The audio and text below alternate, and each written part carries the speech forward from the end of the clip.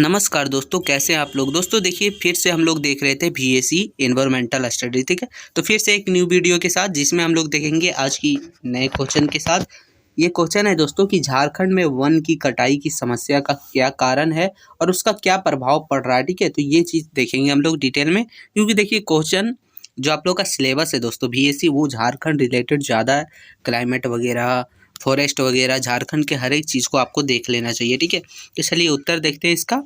तो बोला झारखंड में वनों की कटाई का जो है बहुत सारे कारण है। तो पहला कारण हो जाता है कृषि, ठीक है। चलिए देखेंगे, कृषि कार्यों के लिए वनों की कटाई। विश्व स्तर पर वनों की कटाई का प्रमुख उद्देश्य, ये सिर्फ झारखंड ही नहीं, अगर आपको ऐसा पूछ ले दोस्तों, आप ध्यान रखिए ये चीज़, आपको झारखंड छोड़ के भारत भी पूछ ले कि भारत में वन की कटाई की समस्या, या फिर वैसे ही पूछ ले कि वन की कटाई से होने वाली समस्या और का कारण और उसका प्रभाव का वर्णन कीजिए, यानी इसके रिलेटेड कुछ भी पूछे, झारखंड ना भी रहे फिर भी आपको ये आंसर लिख देना, ठीक है। चलिए आगे देखते हैं।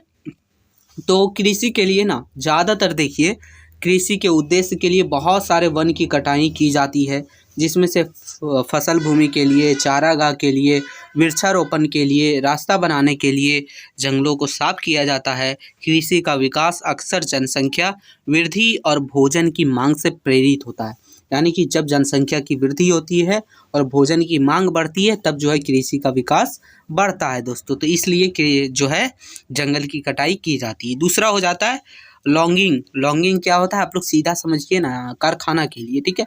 कारखाना वगैरह उद्योग के लिए, जिसमें आप लोग को वन की कटाई एक प्रमुख कारण है, जिसमें लकड़ी, लुगदी और कागज के लिए, यानी ये सब बनाने के लिए पेड़ को काटा जाता है। तो जनसंख्या वृद्धि और आर्थिक सुधार के कारण के लिए लकड़ी के उत्पादों की मांग बढ़ रही है, जिसके कारण जो है वन की कटाई करना पड़ता है या फिर काटा जाता है, ठीक है। तो ये दूसरा, आप देखिए लॉन्गिंग की जगह कारखाना डायरेक्ट लिख दीजिएगा, नॉर्मल भाषा में लिखिए, वहाँ लिखा रहता है ना, आप अपने नॉर्मल भाषा में लिखिएगा। तीसरा हो जाता है खनन। तो खनन उद्योग अतिरिक्त रूप से वनों की कटाई में योगदान देता है। खनिज संपत्तियों में प्रवेश पाने के लिए जंगलों को साफ किया जाता है, जिसमें सोना, तांबा, लौह अयस्क शामिल है। जनसंख्या वृद्धि और मौद्रिक सुधार के कारण खनिजों की मांग बढ़ रही है, यानी सीधा समझिए दोस्तों कि अगर खनन करना हो, हमारे जितने भी खनिज लवण हैं या फिर सोना, तांबा, लोहा या फिर जो भी हो, ठीक है, उन सभी चीज़ों को निकालने के लिए जंगलों को साफ किया जाता है, ताकि वहाँ से हम लोग आसानी से लौह अयस्क वगैरह, सोना, तांबा वगैरह जो है निकाल सकते हैं। ये किस लिए होता है, जनसंख्या वृद्धि और अपना आर्थिक सुधार या फिर मौद्रिक सुधार के लिए, यही समझ लीजिए, ठीक है। तो ये है।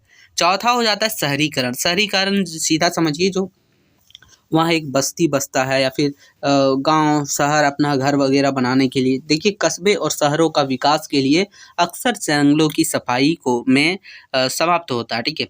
नए घर बनाने के लिए, निगम बनाने के लिए, बुनियादी ढांचे के लिए, रास्ता बनाने के लिए जंगलों को साफ किया जाता है। शहरी क्षेत्रों में उछाल जनसंख्या वृद्धि एवं वित्तीय सुरक्षा के माध्यम से प्रेरित होता है, यानी कि जनसंख्या बढ़ रही है तो उससे रिलेटेड नए घर, नए रास्ता बनाने के लिए जो है जंगलों को काटा जाता है, जंगलों की सफाई की जाती है। तो ये भी एक कारण है दोस्तों। नेक्स्ट कारण हम लोग का हो जाता है आग, ठीक है। आप टॉपिक वाइज लिखिएगा, आप थोड़ा सा सिर्फ समझ लीजिए, ठीक है, अपने मन से लिखना है दोस्तों, रटना नहीं है। आग जो है, तो जंगल की आग भी वनों की कटाई में योगदान दे सकती है। जंगल में आग लगने से कई कारण हो सकते हैं, जिसमें बिजली गिरना, मानवीय लापरवाही या फिर आगजनी शामिल, यानी कि देख लीजिए कि जंगल में आग लगता है तो वो भी जो है जंगल बर्बाद होता है। जैसे जंगल में आग लगने का बहुत सारे कारण होते हैं। पहला तो बिजली गिरना, ठीक है। दूसरा हो जाता है किसी मानवीय लापरवाही, यानी कि मनुष्य के लापरवाही के कारण। और तीसरा हो जाता है किसी अनजाने से आग लग जाती है, ठीक है। तो ये सभी कारणों से भी वन की जो है कटाई होती है, वन का खात्मा हो रहा है, ख़त्म हो रहा है। तो ये भी आप देख सकते हैं। अब आ गया दोस्तों ग्रीन हाउस ईंधन उत्सर्जन में वृद्धि। तो पेड़ पारिस्थितिकी तंत्र से कार्बन डाइऑक्साइड को सोखते हैं। जब जंगलों को साफ किया जाता है तो यह कार्बन डाइऑक्साइड उत्सर्जित होती है और वायुमंडल में वापस आ जाती है, जिसमें मौसम परिवर्तन में योगदान होता है। तो यही पेड़ कटाई के कारण आपको पता होगा कि मौसम जो गड़बड़ होता है ये पेड़ कटाई के कारण होता है। जो है पारिस्थितिकी तंत्र उसमें गड़बड़ हो जाता है। कार्बन डाइऑक्साइड जो पेड़ छोड़े रहते हैं, मतलब जो एक्सेप्ट किए रहते हैं, सोखे रहते हैं, वो काटने के बाद वो पुनः जो है छोड़ देते हैं और वो वायुमंडल में जाके मिल जाता है, जिससे मौसम जो है परिवर्तन हो जाता है। तो ये है। फिर आगे है दोस्तों मिट्टी का कटाव। आप चाहे तो इतना सब ना लिख के कुछ कुछ लिख लीजिएगा, ध्यान रखिए। मिट्टी का कटाव पेड़ क्षेत्र में मिट्टी को संरक्षित करने में मदद करती हैं। जब जंगलों को साफ किया जाता है तो मिट्टी के कटाव की अधिक संभावना होती है, जिससे भूस्खलन और बाढ़ आ सकती है। तो ये भी एक कारण हो गया आपका जंगल खत्म होने का, जंगल बर्बाद होने का। ठीक है। अब है पानी का क्षरण। अब देखिए पेड़ जंगली क्षेत्र से पानी बहाते हैं। ठीक है। तो ये जो पेड़ जो होते हैं वो पानी को साफ करने में मदद करते हैं। जब जंगलों को साफ किया जाता है तो पानी की गुणवत्ता खराब हो जाती है, जिसके परिणाम स्वरूप जल जनहित बीमारियां हो सकती है।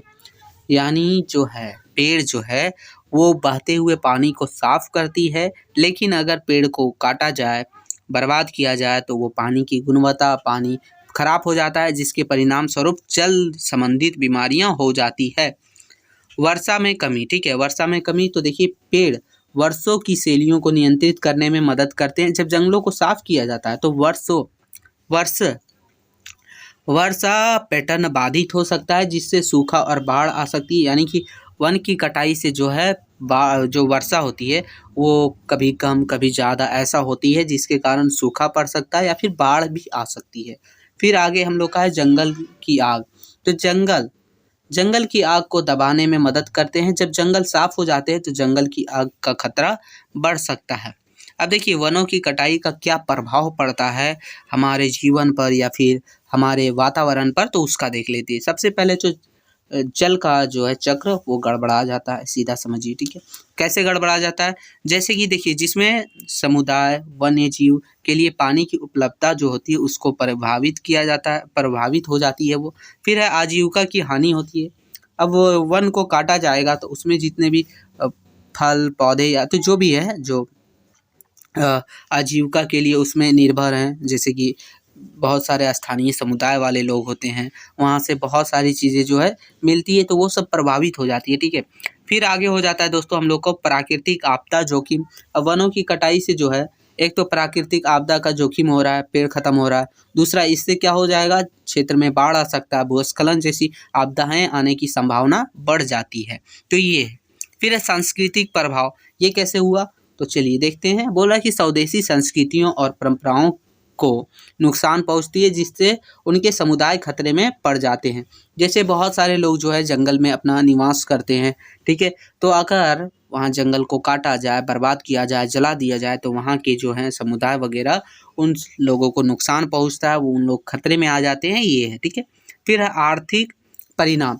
इससे जो है आर्थिक परिणाम क्या होता है, तो वनों की कटाई अल्पावधि में लाभदायक लग सकती है, लेकिन अंततः यह अस्थायी आजीविका और आर्थिक लाभों को नष्ट कर देती है। यानी कि वनों की कटाई जो है आपको थोड़ा देर के लिए सोचा जाए तो लगेगा कि ये मेरे लिए फ़ायदेमंद है, इससे हम बहुत सारी चीज़ जो है लकड़ियाँ से बना सकते हैं, लेकिन ये जो है अस्थायी आजीविका के लिए और आर्थिक लाभों के लिए बहुत ज़्यादा नष्ट पहुँचाती है। तो ये है दोस्तों यही था वीडियो, इतना तक ही है। इसमें हम लोग जो है वन की कटाई का क्या कारण है और उसका परिणाम क्या क्या होता है, ये तो आप वैसे भी बैठा के लिख सकते हैं, बस थोड़ा सा आपको आइडिया लेना है।